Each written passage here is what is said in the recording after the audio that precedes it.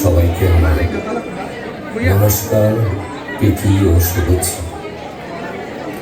আজ থেকে 2 বছর পূর্বে এই মঞ্চে মাইক্রোফোনে সে তার ভালোবাসার কথা আপনাদের কাছে ব্যক্ত করেছেন। আপনারাও তার প্রেমপত্রটি শুনেছেন গভীর আগ্রহে। সেই সময় আমি তাকে দেখেছিলাম এই কক্ষে উপস্থিত সবাইকে। আমি দেখেছিলাম তার জন্য আপনাদের চেহারায় উৎকণ্ঠা ও ভালোবাসা। তখন বুঝেছিলাম আপনারা অন্য যে কোনো অডিয়েন্স থেকে একদম ভিন্ন। আপনারা মনোযোগ দিয়ে কথা শুনে এবং চিন্তা করেন। তাই সাহস করে আমি আমার কিছু কথা নিয়ে এসেছি এই মঞ্চে। আদিতে আমার পরিচয় ছিল ভূমি। পরে কালের যাত্রায় আমার পরিচয় হল কিছু সংখ্যায়, পরে একটি স্থাপনা। ভবনটি তৈরি হবার পর আমার নাম হল শ্যারন ফেলোশিপ চার্চ। ভূমি থেকে ভবন, ভবন থেকে চার্চ। সেই থেকে আমার নতুন পরিচয়, নতুন পরিচয়।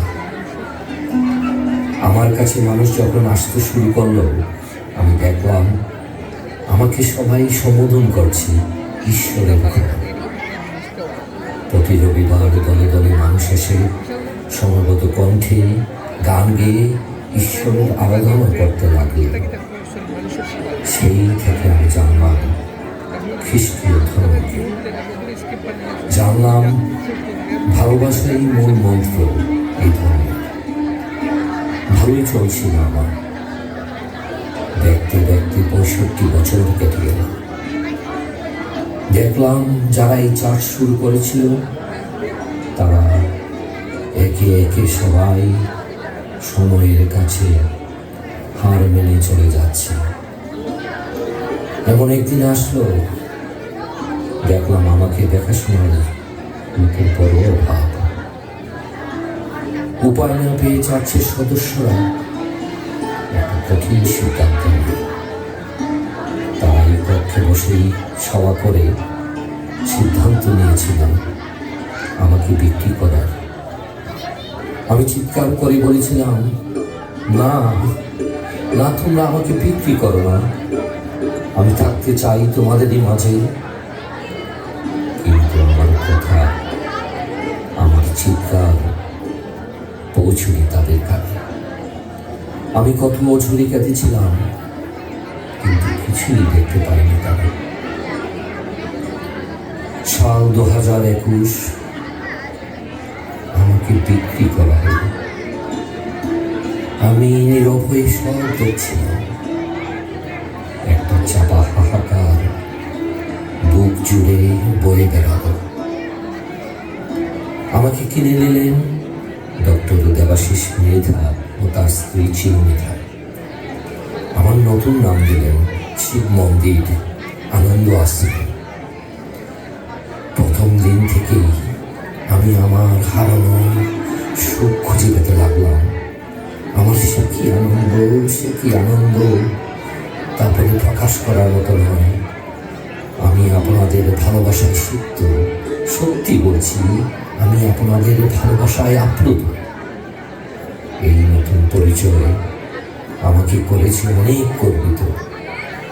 আমি কৃতজ্ঞতা জানাই মৃধা পরিবারকে আমাকে সুন্দর একটা নাম দেওয়ার জন্য। সেই সাথে ধন্যবাদ জানাই সাতরত্নকে, যাদের অক্লান্ত পরিশ্রমে আজ আমার নতুন পরিচয়। তারা হলেন স্বদেশ সরকার, পূর্ণেন্দু চক্রবর্তী, অজিত দাস, রাখি রায়, সৌরভ চৌধুরী, রতন হালদার ও কমলেন্দু পাল।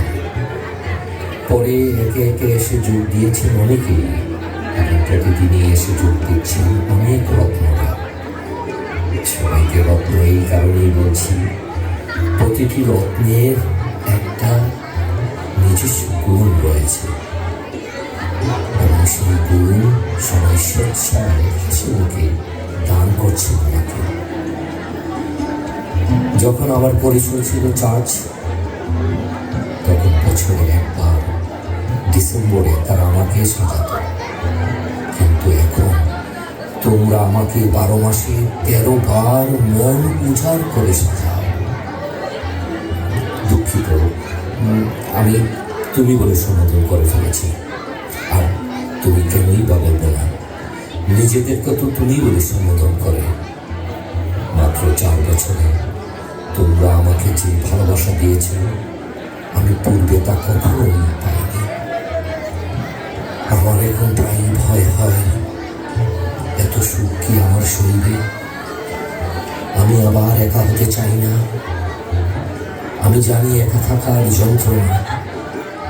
আমি আবার বিক্রি হতে চাই না। আমি বেঁচে থাকতে চাই স্বদেশ সন্তানের গীতা পাঠে, অপু চক্রবর্তীর মন্ত্র উচ্চারণে, অজিত দাসের গানে, রাখি রায়ের অভ্যর্থনায়, সৌরভ চৌধুরীর উপস্থাপনায়, রতন হালদারের তবলার বলে, কমলেন্দু পালের সুস্বাদু প্রসাদে, অলোক চৌধুরীর রং তুলিতে, গৌরবের সাউন্ড সিস্টেমে, চিন্ময় আচার্যের খবর কাগজে, অরূপ পুরকায়েস্তের সেবায়, হীরালাল কপালের ভালোবাসায়, রাহুলের নাটকে, কুলেন্দু পাল ও প্রশান্ত দাসের নীরব কর্মে। আমি বেঁচে থাকতে চাই রমণীদের নৃত্যে, কিশোর কিশোরীদের কোলাহলে। আর যারা তোমরা আমার কথাগুলি শুনছ, তোমাদের মাঝে শিব মন্দির হয়। আমি সনাতন ধর্ম থেকে অনেক কিছু শিখেছি। কর্ম এবং অহিংসার প্রকৃত সুখ এনে দেয়। সবাইকে অসংখ্য অসংখ্য ধন্যবাদ আমার কথাগুলো শোনার জন্য। দেখা হবে আবারও নতুন কোনো অনুষ্ঠানে। আমার কথা শেষ করব উপনিষদের একটা শ্লোক পাঠ করে। ওম সর্বে ভবন্তু সুখিনঃ, সর্বে সন্তু নিরাময়া, সর্বে ভদ্রাণি পশ্যন্তু, মা কশ্চিৎ দুঃখ ভাগ ভবেৎ।